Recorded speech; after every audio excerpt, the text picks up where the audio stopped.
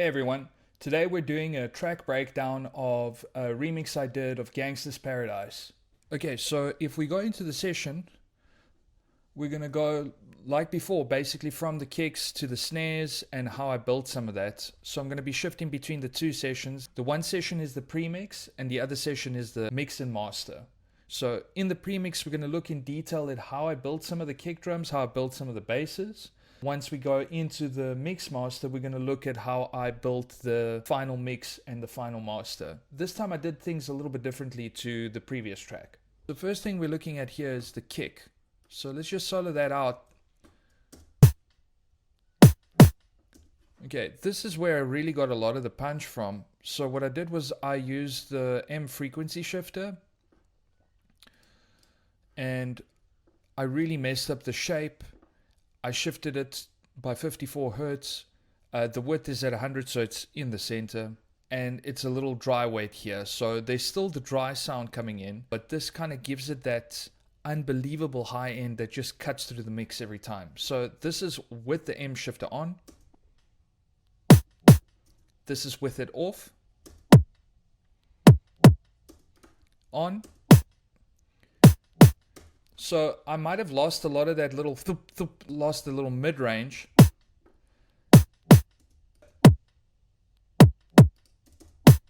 It really adds a lot more high end. So that was a quick way to get that kick to break through the mix. Okay, so just a fat tubby kick to kind of give me that low end, and I'm using the sausage fattener with it off. With it on, I just like elongates it, distorts it. Let's see the next kick. Okay, this is obviously all sub. There was nothing put onto this kick drum. What I did was I resampled an old kick and I just took out all of the high frequencies already inside the sampler. And there's like a little noise. Okay, I just generated that noise using a shaper box. Once again, kind of to get that high range. Lots happening in 6 and 3K. So, okay, this is just a kick drum that I made using a tom. So it's got a kind of stereo feel. So without the sausage fattener, with the sausage fattener, really just gives it a lot of volume. And what I did was I only made it come through into the mix once in a while. So this is what it sounds like when we put all the kicks together.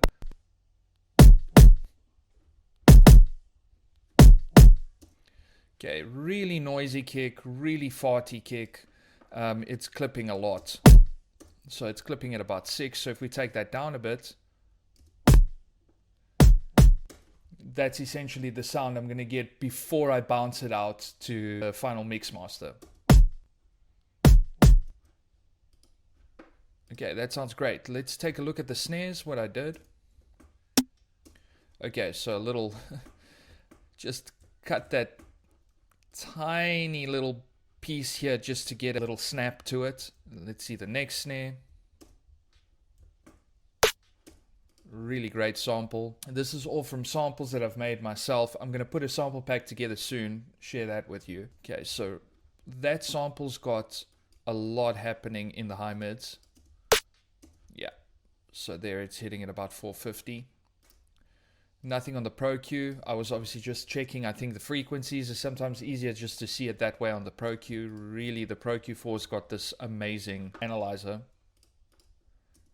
This is a little weird snare that I created, taking this snare drum, pitching it really high, and getting the initial hit with a shaper box to give it that noise filter at the end.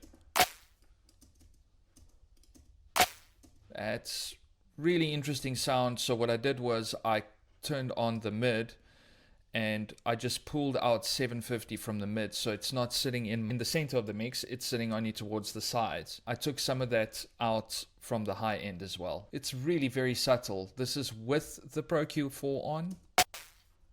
This is Pro Q4 off. Very subtle difference. Makes a big difference in the whole mix. Okay, so what did I do? There's a clap. Let's first put this noise on. Okay, this is noise I generated once again from a shaper box, and then I went through a tremolator to give it that sound.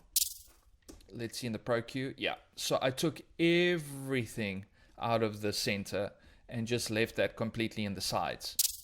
Then there's a clap that occurs every once in a while. Okay, so that's obviously to give it a little pre-transient. Okay, then this is the weirdest thing I've probably ever done to get a snare to kind of sound interesting. I took a sine wave and I found the fundamental of this snare drum, which was sitting at 400, so like G. Let's see. The fundamental is sitting at A sharp 4. So I think I used that fundamental. Let's double check. And I used a sine wave to find the fundamental. Oh, okay, wait, I went even higher.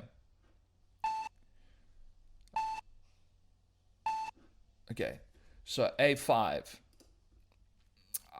I was probably trying to get to A sharp 5, but ended up at A5 and it sounded fine. Very strange little sound. Very distorted. And then I put a C on there that is just kind of catching the attack, I think. Yeah. As you can see. With it off, it's just the initial attack was irritating me and it didn't work for me to cut that out, so I just used the compressor. So those are the snares. Let's hear what those snares sound like.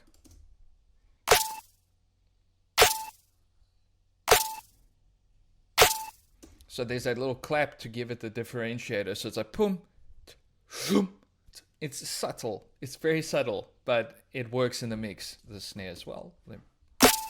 Okay. So that little tiny transient I put in there is really giving it a little bit of that low end. Here we go. Also in the mid, so right in the center, 250, fundamental as we know. And then I really like taking out 450 from most bottom snares. It gives it that honk I don't like. And then obviously sausage fattener.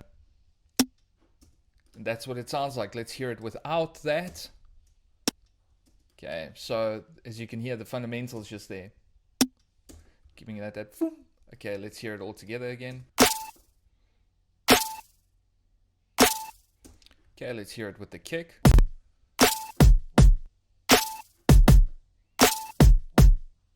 So very, very interesting sounding snare drum, I think. Okay, and then the hi-hats I formed just from shaper box again, sending a pulse through MIDI, and I just duplicated them. And the one hi-hat is transposed by 14, so to give it a differentiation. This is what the hi-hat sounds like.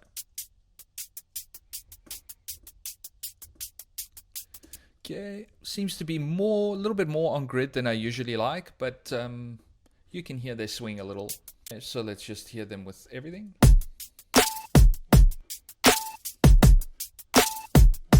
And what's cool is that really high kick at the top is now giving even more differentiation to the hi-hat pattern. So if we take that high kick out, it kind of sounds dull. If you put it back in, you get that really cool tickle. So that really gives it life. Okay, then with this track, I ended up adding a little bit of a ride as well towards the end. I think I just took a sample from Kashmir. All right, so I took 2 samples, differentiated them in pitch, and then you'll see there's cuts here. Okay, the reason I did that is those cuts correlate with all the bass that I've cut up, which I'll show you later, so that you still feel like you're hearing the ride, even though it's not there and it's not getting in the way of the other instruments. This is what it sounds like.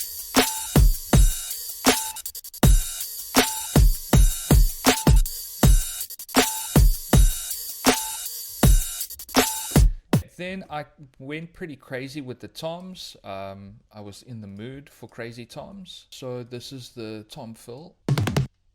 Okay, so we've got that one, we've got this one. Okay, so I'm using multiple tom hits to make this happen. I think the first one The first one, what I did was I used Logic Drummer and I just programmed the toms in. I really like the Birch kit. That was programmed exactly on the grid, and then I'll shift it maybe later after I've turned it into audio. Then I duplicated that using the Control D. So it analyzes transients and it gives me the MIDI output. So here it is. And then I would use that to add layers. The layers I added in this instance were 2 layers, in fact, and sometimes even 3 layers to really beefen up that fill. So here's the first layer, which is the real drum sound coming from Logic. Here's the second. Just basically from a sample pack that I built of toms from 909 and 808 kits, old classic kits like that. Just differentiated in pitch, and here I just kind of used random samples that I also built from percussion, from like really big orchestral percussion to add to it. So if you put the 3 of them together, it sounds like this. And then there's a couple of fills. There's another one. There's the longest one. So the reason I use that first layer from Logic Drummer is that it sounds the most realistic, so it has the most kind of human velocity. It has that human feel. It's a multi-sample plugin. I had one more layer which I think is a snare. Yeah, it's just a snare sample that I took and clipped really hard. Just a random snare sample that sounds kind of realistic. I then processed the toms more. Okay, so from the middle I took that, scooped out a lot of frequencies, and then I added that to the sides. Sausage fattener, take it off. Put it back on. Very subtle difference just to get it through the mix. Same thing again. I just cut out the mid. Left the side in. It's just basically I don't want any of those frequencies conflicting with the bass. And also when the bass comes back in and you don't fill it up with other percussive elements, it really hits hard. Same thing again. Just a scoop out there in the mids, and sausage fattener. I just love sausage fattener because it destroys things the right way. I guess it's very similar to the decapitator.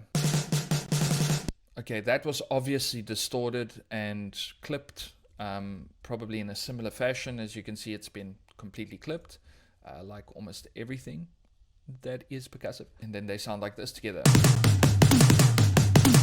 Just really big tom fills. Okay, for the percussion, I did some interesting things. This was a percussion that was built up all from Logic's own library. They have like a multi-sample percussion library. I just randomly drew that stuff in. I don't really think a lot when I do percussion. I kind of either punch it into the keyboard or I just randomly click and then just kind of mess with it.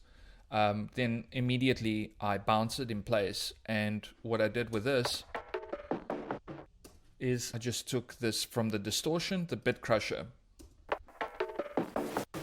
I will distort the bit crusher as much as I can. I'll put the drive up and I'll put the resolution really low so that not all the hits come through. Something like this. So then I will bounce that out and take out all the high frequency. That's one way to do it. Take out the high frequency using a Pro Q or any EQ. But there's, I think, a better way to do it. So basically I'll take the percussion and I will Command B, bounce it out, and bounce it out at a really low sample rate, and then put that back into the project. And basically what it does is it cuts everything up. Everything above 5K gets cut pretty hard. I'll do this with every element that I want to have like a frequency cut on. It's weird. It sounds awesome. It does this weird aliasing and it kind of distorts it. It's almost as if you're taking it through an older Kai sampler. Very cool. Definitely a loop from somewhere. I recorded those claps using the library claps from Logic's library. They have a multi-sample clap library. Also just programmed that out. Same thing again, I just shortened them. As you can hear, there's like no really high frequency detail. Let's take out that one sample. There you see, there's a huge artificial cut on it. It's amazing. It's great for when you have vocals. That I obviously didn't do with this percussion. And then I opened those same percussions, but just in full resolution.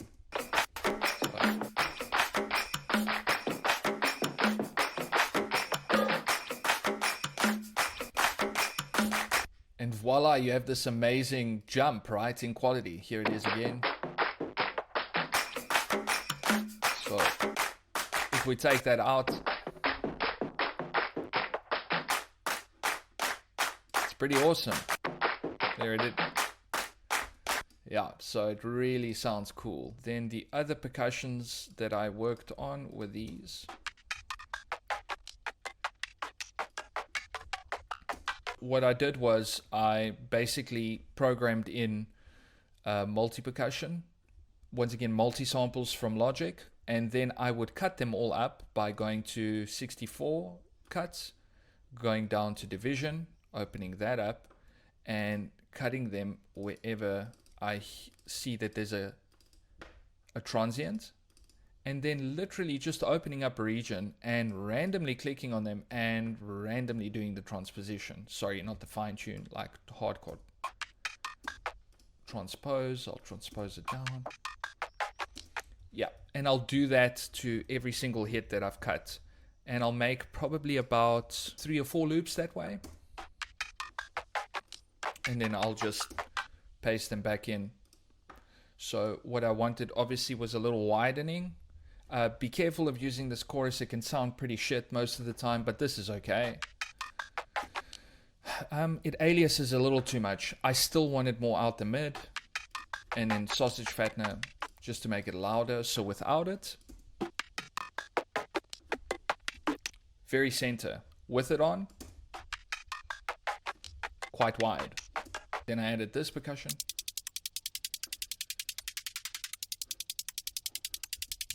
Okay, so I'm not sure how I did that. I think I took these same percussion hits and I just doubled them up a lot of times.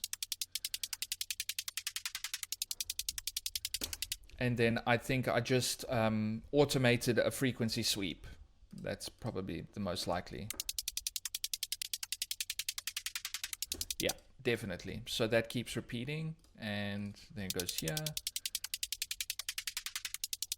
And I'll probably do that while I'm looping at least 8 bars. So it sounds a little unique every time. There's all the percussion. If we turn it on, this is in the choruses. And this is stuff in the verses. Okay, the sound effects are really basic. Just these kind of, and I just go and I cut them, as you can see, completely by hand to give it that sound. This is just a little sub bass. Okay, I changed the phase of this sub. So it could be in a high frequency range. I did like a random adjustment to it, added quite a bit of depth to it, that it really affects it. It sounds like this, without it, with it. So it's very subtle, it adds more harmonics, and then sausage fattener to bring those harmonics out, and then the shaper box. So I wanted the sidechain volume to go into the drive, and what I did was I split the drive into 3 different bands. So it's not affecting the lows, it's fully affecting the mids, and it's affecting the highs a little bit. So this is the mid, the drive goes hard, but it comes in late so that the kick can come through, and then the drive swoops in.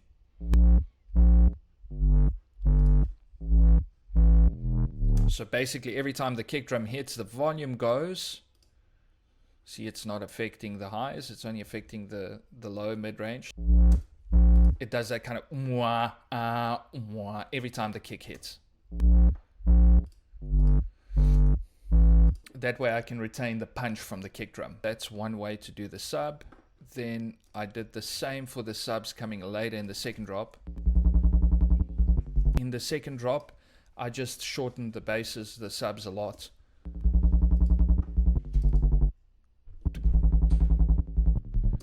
And the reason that I give them a little room to breathe is if your subs don't do that, it's just going to sound like a continuous sub. It's actually going to sound like a mistake. So here I just put the sausage fattener.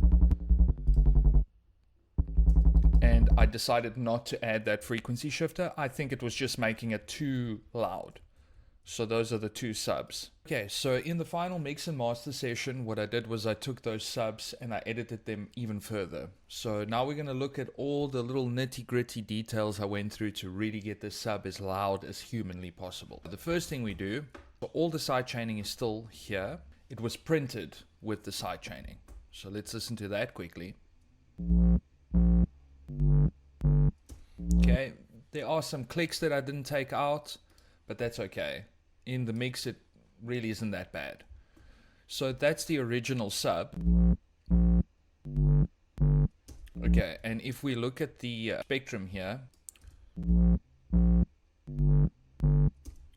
there's way more happening around 150 hertz than there is, you know, in the sub frequencies. I love the sound of that mid-range. I wanted to keep that mid-range, but I really needed that bottom end still. So what I did was I went and bounced out just the sub with absolutely no effects on it, just clean sine waves. And it sounds something like this. Okay. If you're not listening on monitors or on headphones, as you can see, there's like a lot of energy below. And then I wanted even more energy below. So I added another sub at -12. This is pretty risky because it also gives a lot of energy to the bottom end and sometimes messes with the volume. But somehow in this track it did seem to work. I always do this -12 trick and then I just mute it if it's not working. Okay, so these subs sound like this all together.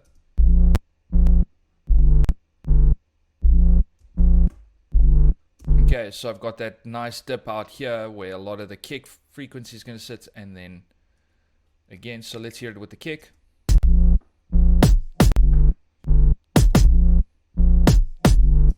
Okay, I think that sounds pretty fire. I'm pretty happy with that. So even on a small speaker, you can still hear the subs, but when you play it on like a huge stage or a huge system, it's really going to be, you know, face melting. Okay, so those are the subs. Let's get a little bit quickly into the basses. So I have basses in the verse, very basic Reese. So with the basses, I did a pretty cool thing with the Reese in the verse. So there's a sub frequency that kind of drops in as the verse starts. So I found that the bass was kind of clashing with that sub, but I wanted that initial like impulse. So what I did was I took a shaper box, I sidechained it to that sub frequency. So what happens is it distorts the lows up to 200 with like a slant here, and then lets go of that as soon as the sub frequency is finished. So it does this. As you can hear, it like swells back in. The lows come back in. I think I did that with the filter too. So as you can see, that kind of comes in. It's very slight but works very well in the mix. So that's just like a typical Reese that I made. We can go on to the other basses now in the drop. In the drop I decided to do like really distorted sine waves.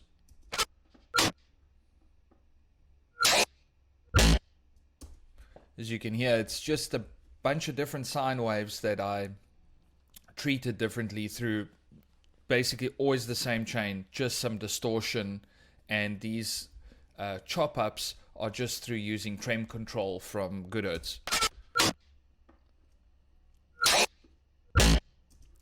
So that's the one drop. There's some more. Yeah, and I'll sometimes tie them together. And then in the second drop, since the basses have been chopped up really tight here, we can just take a look at the subs. So we got that kind of extremely like shotgun sound. I cut them up. And the reason I cut these up so tight is if you know, if we put these back, there's all this kind of ringing that happens after the sound. that. So I had to cut that out. So I still get the initial sound without that feedback coming in. The reason that was happening is just using like the frequency shifter. I use just a frequency shifter from, in this case, Melda Production. They've got, and it's free. This whole pack is free. It's really great. And I just use the frequency shifter. I just kind of play around with the hertz until I get the right sound. It's a really great tool. You can change the shape. See, then you'll get that ring. So you have to then bounce it out and go and cut that ring out. On the Pro Q, just very basic EQ. At this point, I'm doing very small EQ moves on most of the things, except like these massive sweeps that are within my buses. Otherwise, very minimal EQ. So it's very rare that the sub will touch, in this case, the bass. So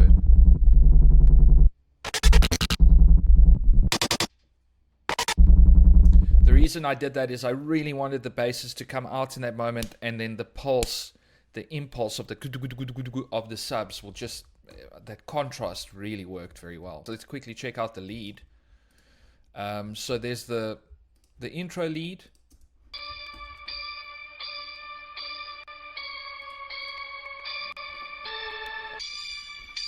There's a sweep from a Q, and then it opens up. This is just reverb. I do this very often. I basically take the sound, I go and I put some Valhalla, I crank the mix full, I take the pre-delay down, cut, just so I don't want all the high frequencies coming in. I don't want too many of the lows coming in.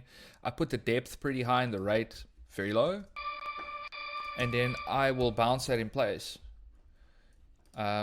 Take that, I Control G, just to get it as loud as possible. It normalizes it. Control G is really useful. And then I will take a fade tool and just fade that in. There we go.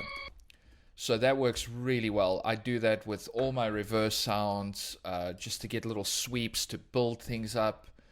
That Valhalla is like one of the best tools ever. It's because it's got an EQ and it's really warm. That sound was made just using Logic's stock samples and messing with those. I think if I was to look at it now, it's from Multi-Sampler, Factory, Synthesizers. And I think there's like a string here that I used. Selena maybe? Let's try and imitate that quickly. Yeah, these stock sounds from Logic are really good. So I will never draw it out this way. Usually I will draw it in by hand. Or another quick way to make it sound more human is to take Humanize, really turn down the randomness to about 2 or so, and hit operate a number of times, and then kind of shift stuff, and then you can always just tighten it up here. So I'll do that with the first one, so it always activates the MIDI. Okay. And then I'll let that loop.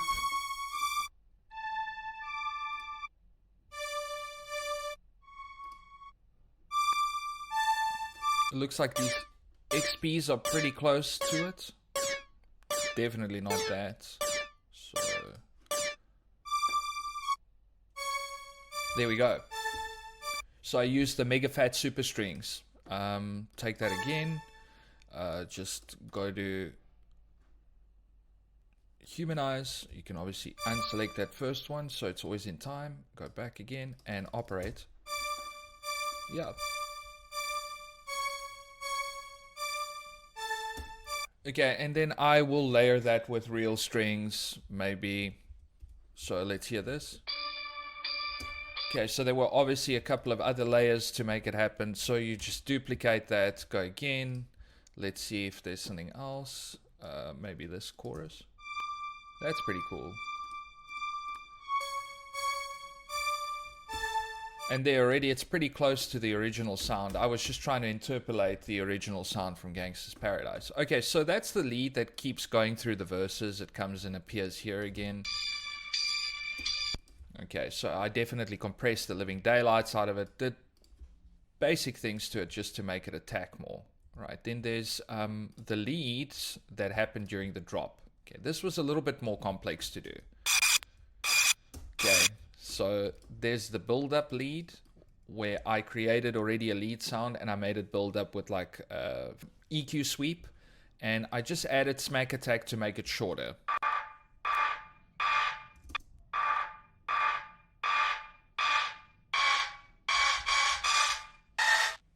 I normally bounce out my sounds as soon as I'm happy with them, so it's hard for me to sometimes recreate certain things I do.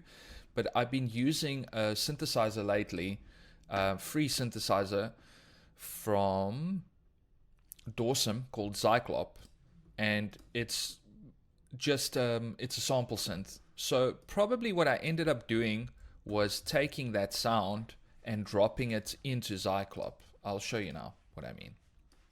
So let's, for example, take the lead that I've got and we put it into Zyklop, resynthesize it, just put it loud. Okay, so you move this around for the wave to be registered. It's really cool. There, that's quite cool. So it's catching, so the ADSR maybe needs to be a bit different.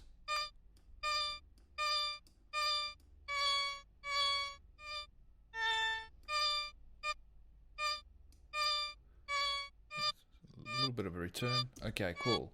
So now what's interesting is these transformers that they have here, they really change the sound. So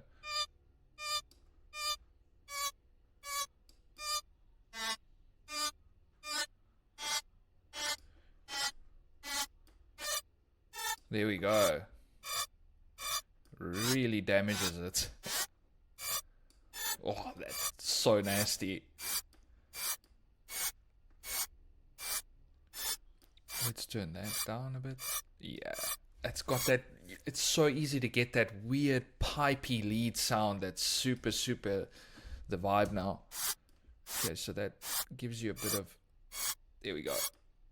So that's really cool. We went from just, you know, a very basic lead sound to that. So the AB would be something like this. So we started with this and we ended up with this. That's cool.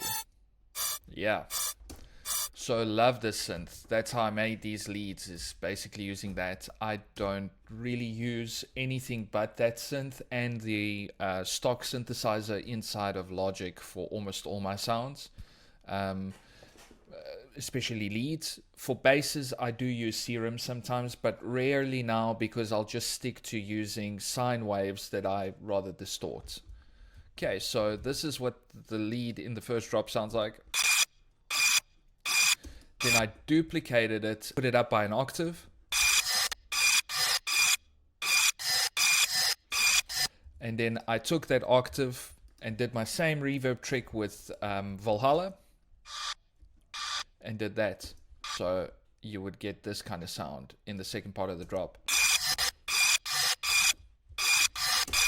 And you can hear the stuff sounds pretty out of time, right? When it's played alone, it's just very much off the grid. So listen.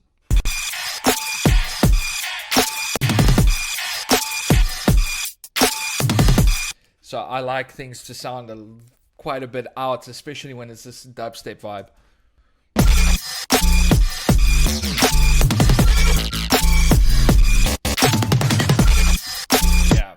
Okay, so the second lead, I took that same sound now that you hear with that lead, put it in Zyklop again, and resampled that lead to come up with this sound. Okay, and that cutting was all done by hand. So I used a bit of frequency shifter again, so this frequency shifter just to get the... Okay, it obviously isn't. He's doing very little to it now because I've already manipulated so much of it. So that ducking you hear is just from using the shaper box and sidechaining it from before. So it was printed with sidechain. And with the sub, it sounds like this. Okay, so with the bass and the sub, it sounds like this.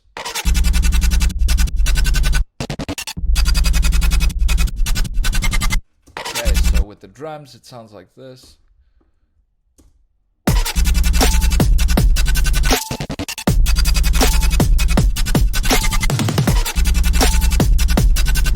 Awesome. Love that stuff. Okay, so those are all the leads. The pads are really not much to go through. Let's hear this first one. There's a great synth that I like using sometimes when I'm trying to imitate a choir. Also another free synth. I love using free VSTs. So it's the M-Tron. There is a paid version of the M-Tron, but I just ended up really liking this free one. So it's like a mellotron sounding synth, so it's really good. Yeah. Very high quality. So if you go through some of the sounds, it's very easy to manipulate it as well. It's not much option, which I like. Great.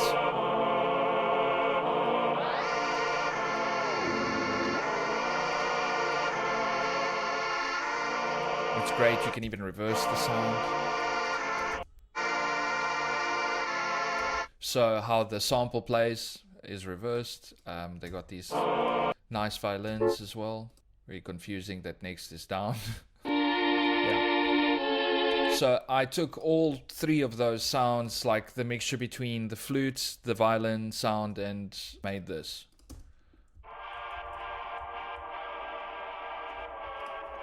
Obviously printed with the sidechain.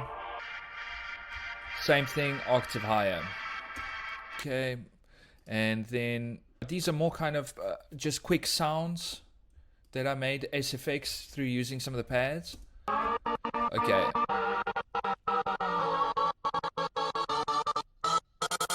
Okay, so I cut that up by hand. Messed it up like that, going 64th notes and then just cutting up in triplets and then spacing them out like that. So yes, this is sampled from the original. I don't know how I managed to do that.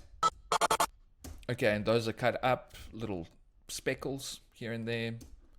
This pad's doing the same thing. It's just got a noise on it. I added noise so it can build better. And those little taka-taka sounds come throughout the track, just to add flavor. Okay, so we're going into the last section now. This final pad, I have a little trick I do with trem control from Goodhurts.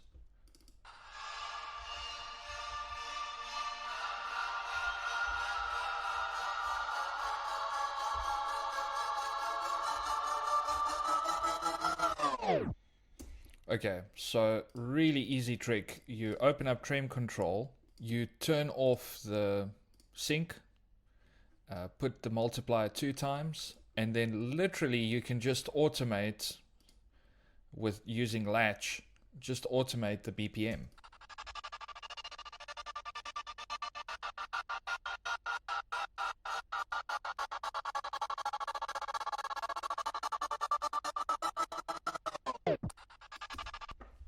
Really simple. Probably one of the funnest tools to use. That used to be something that I had to do manually, very quick with this. Now we're going to get on quickly to the vocal and what I did to interpolate this vocal. I went and found a live version of Gangsta's Paradise. So in this case, it was on the Howard Stern show. What I did was just used QuickTime, recorded the vocal, I recorded the video, and just with Media Human, I converted it to wave. Then I took that wave and I put it into Fadr, and from Fadr I got the stem. I took that stem, I mixed that stem as best as I could, compressed it, EQ'd it, de-essed it, basically ran it through my channel strip to make it sound good. Okay, so once I had mixed the original take from that Howard Stern show, it sounded like this. I'm spending most of their lives living in a gangster's paradise. Then I took that original vocal, dropped it into vocalist.ai. You pick the model you want. I like Clash, really good model. And I drop it in here. It takes the input signal. You say transform vocal, and then it takes the output signal, drops it here. You can change the style. Not all of the models have styles. This model in particular has a full range, so it goes from belting to falsetto. But just to make sure I had every possible version, I took that same source audio and I replicated it with multiple models. This original voice ended up sounding like this once I was done with the vocal model and then sending it through my vocal chain again. Been spending most our lives living in a Different model. Been spending most our lives living in a gangster's paradise. There's clicking. Sometimes that does occur. So I went and later declicked it even more in the final version. We keep spending most our lives. And then together they sounded like this. We keep spending most our lives living in a gangster's paradise. That sounded good, but it was not sitting well in the track. The vibe wasn't right, so I just basically filtered it, distorted the vocal, modulated it, and came with this. We keep spending most our lives living in a gangster's paradise. Okay, a tool I love using as well is the vocal bender. To get it closer to the source audio, I just put the formant down by about 2 to 3. We keep spending most our. So I love that vocal bender. I took his vocal and I distorted it even more. And filtered it even more. We keep spending most our lives living in a gangster's paradise. Okay, then I took the other vocals that I also transformed and I turned them into a kind of backing vocal. We keep spending most our lives living in a gangster's paradise. And I just did that, pitch shifting it down with the vocal bender. We keep spending most our lives living in a gangster's paradise. And that's how I got those vocals. Then finally just took those finished vocals and did cool kind of super special effects with it using reverb. Paradise, paradise, paradise, paradise.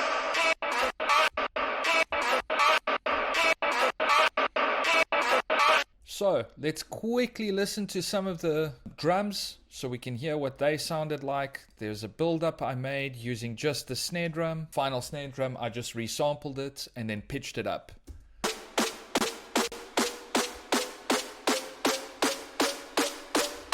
And then I took that sine wave that was part of the snare drum, pitched that up to, distorted it, modulated it a bit.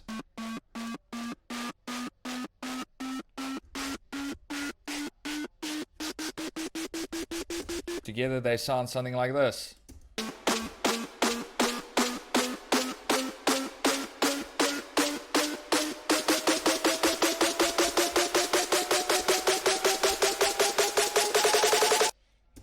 Did a very similar thing where I just took the reverb as well, fully wet, and I automated it to go up. Let's listen to the drums quickly. I also added just a bit of like a sample here from Kashmir.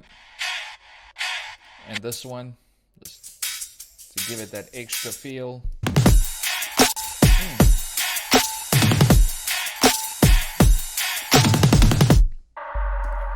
Okay, let's listen to the special effects with the builds and everything.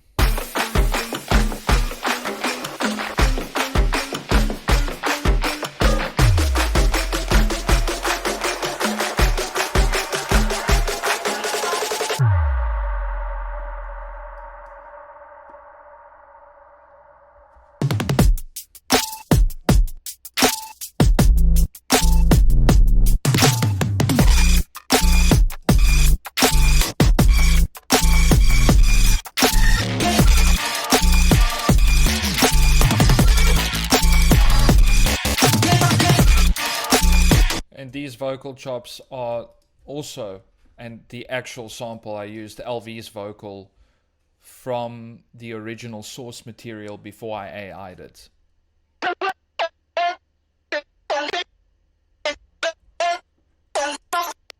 So yeah, that's with a bit of a EQ just going up.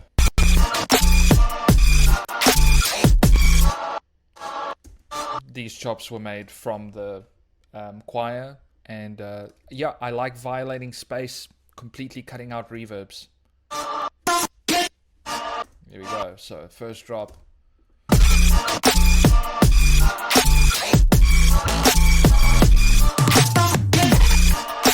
Very much that kind of flume sound. And then in the second drop.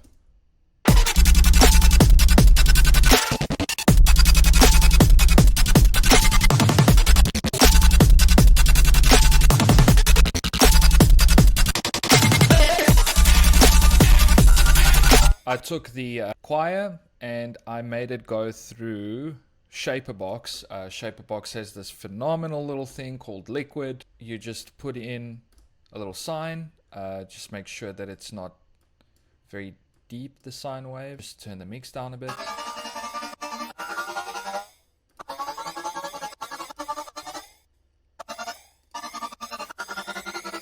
Sounds amazing.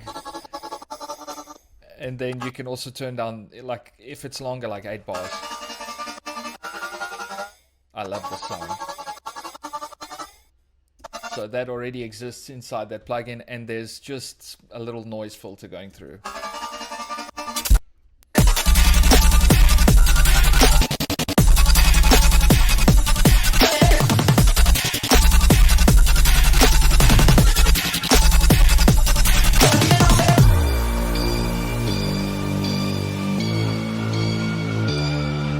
Cool, that's it for this episode. Please hit the subscribe, please like it, and see you again soon. Ciao.